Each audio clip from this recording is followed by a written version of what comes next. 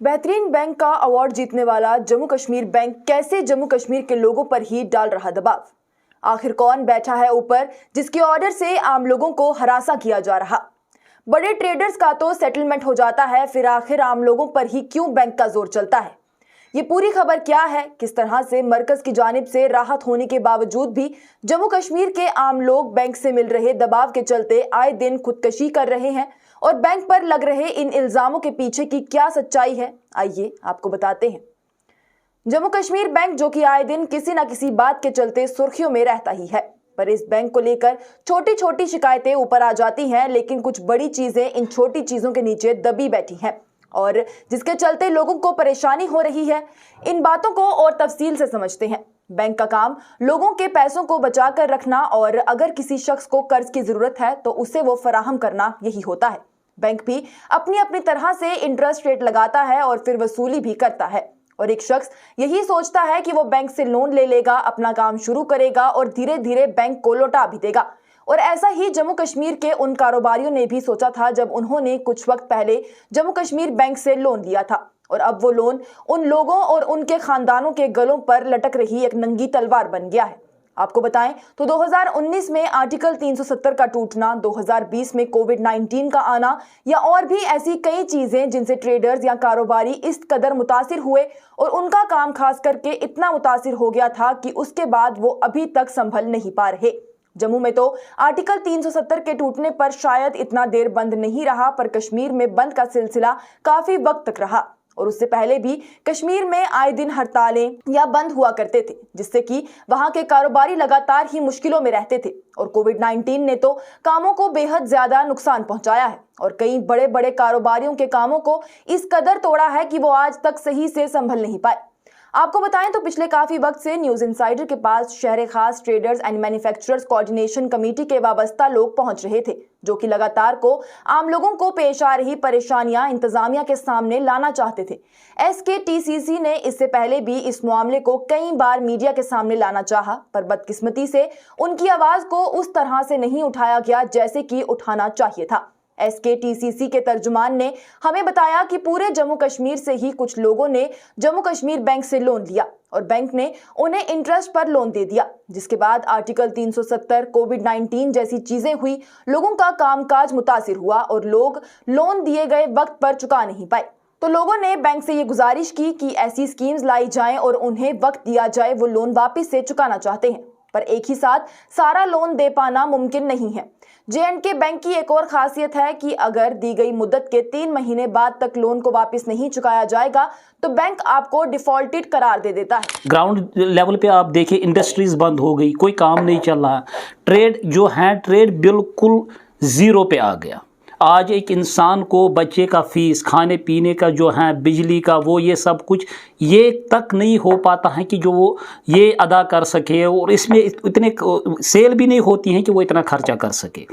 तो बहरहाल कि हमने कई मरतबा के जो रिसेंटली 50 लाख रुपए की जो ये स्कीम निकाली, OTS scheme Jammu Kashmir bank ने, उसमें हमने 70% कंट्रीब्यूट किया, उसमें इतनी मेहनत हमने की और जम्मू कश्मीर बैंक आप देखो वो सक्सेस रही वो स्कीम। जब कोई डिफ़ॉल्टर बनता है उसके लिए एक दरवाज़ा जो वो खुला रहता है, वो जर्नल OTS है जी, जर्नल OTS। उसमें क्या होता है, वन टाइम सेटलमेंट होती है, लेकिन जब ये वन टाइम सेटलमेंट के लिए वो जाता, हमने भेजे हैं, हमने शहर खास traders manufacturers coordination committee and federation ने बहुत सारे ऐसे बंदों को भेजा है, मेरे पास वो लिस्ट बराबर है।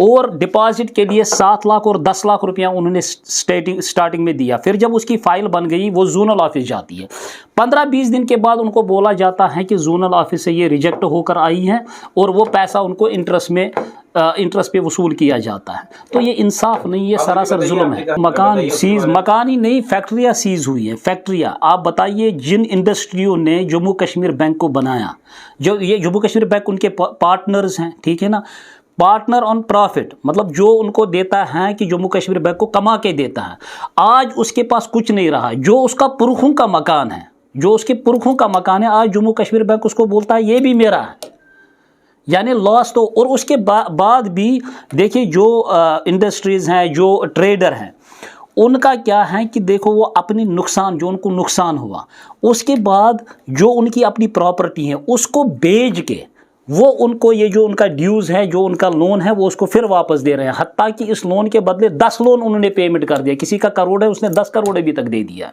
उन्होंने बोला था कि हम इसके बाद 10 करोड़ रुपए तक की जो स्कीम है, OTS स्कीम, वो लाएंगे, और प्रॉबेबली ये जनवरी में आनी थी, जहाँ तक मुझे इन्फॉर्मेशन है।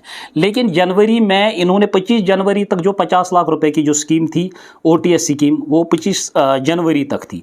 उसके बाद इन्होंने कहा था वो आएगी। आज जनाब मार्च ना वो स्कीम है, उसके बावजूद वो क्या है, वो रिकवरी पे उड़ गए, खड़े हो गए।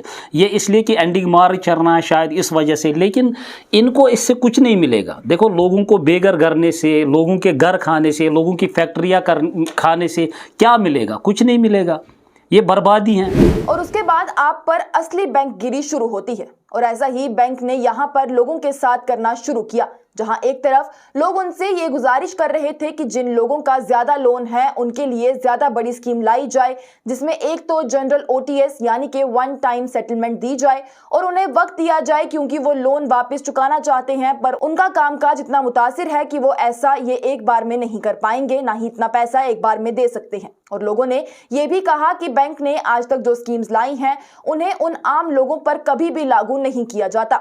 जी हां, आपको बताएं तो लोगों का ये कहना है कि इससे पहले बैंक ने जो स्कीम्स लाई वो 50 लाख तक की ही थी, और उसमें भी इतने राइडर्स रखे गए थे कि कोई भी शख्स उसके लिए एलिजिबल होता ही नहीं था। उन्होंने दावा किया कि बैंक ये सभी स्कीमें उन D3 कैटेगरी वाले लोगों को देता है, जिससे बैंक ये मानकर चलता है कि अब तो दिया हुआ लोन उनसे कभी भी वसूल नहीं होगा, और वो जमीन या घर जो उन्होंने आगे गिरवी रखा है वो भी दिए गए लोन के जितना नहीं है। तो इस मामले में बैंक ऐसे लोगों को इंटरेस्ट माफ कर देता है और प्रिंसिपल अमाउंट में भी 20 से 40% के बीच की छूट दे देता है। लेकिन वहीं जो लोग लोन को वापस देना चाहते हैं और उन्होंने अपनी लोन से ज्यादा कीमत की जमीन जो जायदाद है गिरवी रखी है, तो बैंक उनके साथ सेटलमेंट करने को राजी ही नहीं होता, और लोन का पैसा वापस लेने के लिए बैंक रिकवरी करने के लिए लोगों के घरों पर लोग भेजना शुरू कर देता है। ये रिकवरी करने वाले गुंडागर्दी करके जोर जबरदस्ती के साथ लोगों के घरों जमीनों को जब्त कर लिया करते हैं, उन्हें घर से बाहर निकाल दिया करते हैं, या फिर ज्यादा से ज्यादा बेइज्जत करके जाया करते हैं।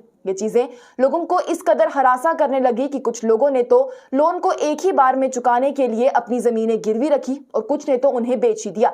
पर वहीं जिस गरीब शख्स के पास तो जमीन भी नहीं थी, तो उसके पास एक आखिरी रास्ता था खुदकशी का, जो कि उसने कर ली। ये हम नहीं, ये पिछले कुछ सालों में आई खबरें कहती हैं कि किस तरह से जम्मू कश्मीर बैंक के दबाव में आकर लोगों ने खुदकशी की। रामबन जिले का वाकया तो सबको याद ही होगा। वहीं न्यूज इंसाइडर तक हालिया में सफा कदल में हुई खुदकशी की खबर भी पहुंच रही है, जिसकी तस्दीक तो हम नहीं करते, पर लोगों ने यह बताया कि एक शख्स ने J&K बैंक से लोन लिया था। वो कहीं बाहर काम किया करता था, और जब वो वापस आया कुछ ही दिन बाद बैंक की जानिब से उन पर दबाव डाला गया और आखिरकार उस शख्स ने अपनी जान ले ली।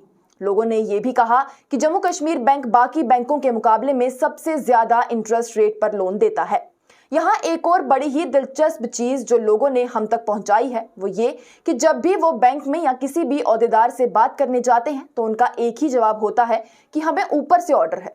वसूली के वक्त भी यही कहा जाता है कि हमें ऊपर से ऑर्डर है। यहाँ तक कि सिर्फ बैंक ही नहीं बल्कि और भी कई जगहों और शोबों में ओहदेदार ये इस्तेमाल करते हैं कि हमें ऊपर से ऑर्डर है, जिसमें वो इंडायरेक्टली ही हुकूमत पर सब इल्जाम डाल दिया करते हैं। जबकि मरकजी वजीर खजाना निर्मला सीतारमन ने कुछ वक्त कबल ही ये कहा था कि कोविड-19 से लोगों का कामकाज काफी हद तक मुतासिर हुआ है, जिसके चलते उन्हें राहत मिलनी चाहिए, उनके साथ नरमी से अपना मानकर चलना चाहिए, और हुकूमत तो आम लोगों की भलाई के लिए ही स्कीम्स निकाल रही है। फिर ना जाने क्यों ओहदेदार ऊपर से ऑर्डर है जैसे अल्फाजों का इस्तेमाल करके आम लोगों में खौफ पैदा कर रहे हैं। शहर खास traders and manufacturers coordination committee के तर्जुमान से जब हमने बात की तो उन्होंने बताया कि वो इस मामले को हर जगह हर अफसर तक लेकर गए हैं। उन्होंने उन्हें वो सारे कागजात दिए, उन लोगों के नाम दिए जिनके घर या जमीन जब्त हुई है, जिनके साथ जुल्म हुआ है, या फिर स्कीम्स में पैसे देने के बावजूद भी जिन लोगों को एलिजिबल ना मानते हुए उनकी फाइलों को रिजेक्ट किया गया है। उन्होंने मजीद कहा कि बैंक के ओहदेदारों ने उन्हें यह भी यकीन दहानी करवाई थी कि जल्द ही बैंक 10 करोड़ तक की एक स्कीम लाने वाला है, जिससे कि आम लोग जो कर्जदार हैं उनके लिए काफी ज्यादा राहत होगी, लेकिन ऐसा कुछ भी नहीं हुआ। ये बात एक तरफ की थी, वहीं हमने इस मसले में शामिल दूसरी तरफ यानी जम्मू कश्मीर बैंक के मामले से मुत्तलिक अफसरान से भी बात की, जिसके बाद में उन्होंने हमें बताया कि बैंक ने 3 बार स्कीमें निकाली, लेकिन कुछ लोगों ने उनमें भी पैसे वापस नहीं किए, जिसके बाद बैंक उनसे वसूली करने की तरह आगे बढ़ा। उन्होंने कहा कि किसी भी लोन की रीपेमेंट की मुद्दत को बढ़ाना बैंक के हाथों में नहीं होता, ये रिजर्व बैंक ऑफ इंडिया की तरफ से गाइडलाइंस आती हैं और उन्होंने भी आरबीआई को इस बारे में बताया है, पर फिलहाल उन्हें भी कोई भी अपडेट मौसूल नहीं हुई है। अफसरान की जानिब से यह भी कहा गया कि बैंक के पास अभी तक फिलहाल कोई ऐसा मामला नहीं पहुंचा है जिसमें किसी को ऐसी कोई परेशानी पेश आ रही हो या किसी ने हरासा होकर खुदकशी कर ली हो।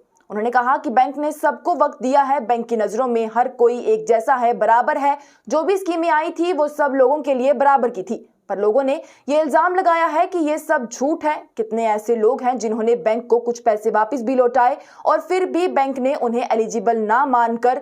लोगों ने कहा कि बैंक ने खुद बताया कि कुछ सालों में जम्मू कश्मीर बैंक ने 1,22,000 करोड़ रुपए लोगों से इकट्ठे किए हैं। ये वही लोग हैं जिन्होंने कुछ रकम अपने कर्ज की अदा की और उसके बाद जोनल ऑफिस से उनकी फाइलों को रिजेक्ट कर दिया गया।